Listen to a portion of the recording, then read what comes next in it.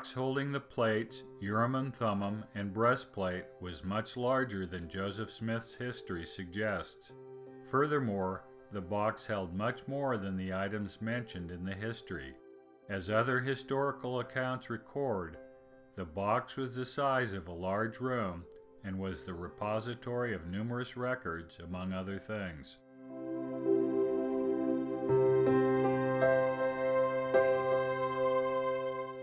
There were several of the early brethren who were of the opinion that the box in which the plates and other items were deposited was, instead, a very large room that was located in a cave.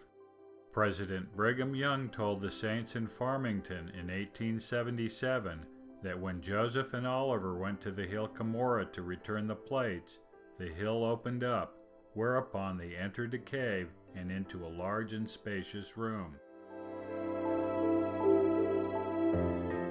In an 1856 discourse, President Heber C. Kimball also reported that Joseph Smith and others entered into a cave in the hill Cumorah, where there were numerous records piled upon each other.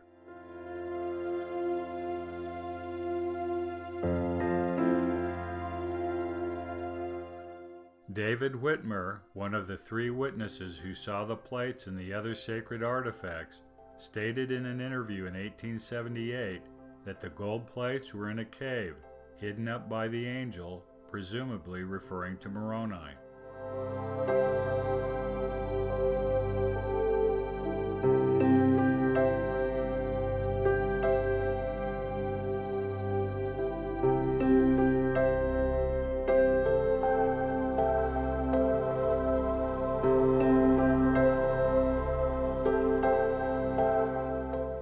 Orson Pratt called Joseph's stone box the Grand Repository and said that it was located in another department of the hill.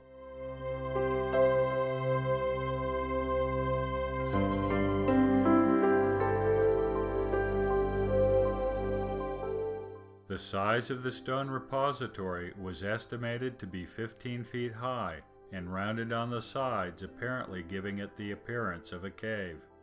It only makes sense that the repository of the plates and the sacred objects be a large room and not a small box, since it had to hold all the records mentioned in the Book of Mormon.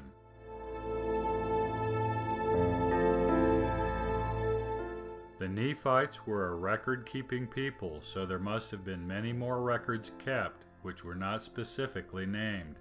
Heber C. Kimball estimated there were more records in the room than 10 men could carry. Brigham estimated that it would take many wagon loads to carry all the plates in the room.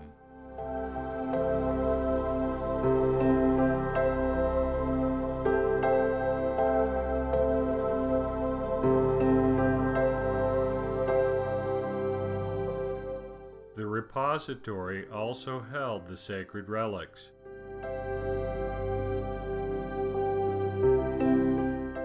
Additionally, according to a reported statement of Joseph Smith, the cave contained large amounts of unspecified treasure. Oliver Cowdery echoed Joseph's claim of treasure.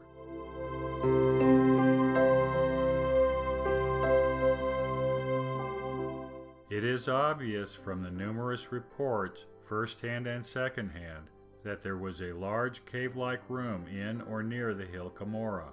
This room contained numerous records, the sacred relics of the Nephite kings, and a good deal of treasure.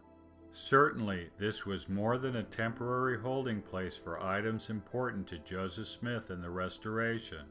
What, then, is this cave?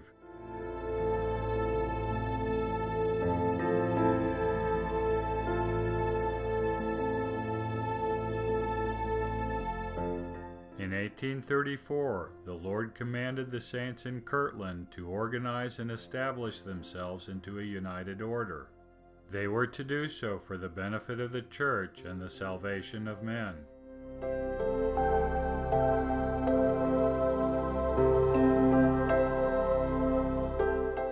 As a part of this order, the Lord commanded that 2 treasuries be built with treasurers appointed to keep them.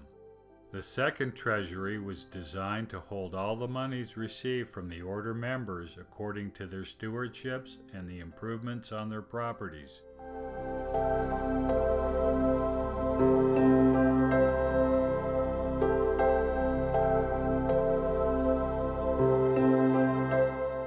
The first treasury was wholly different.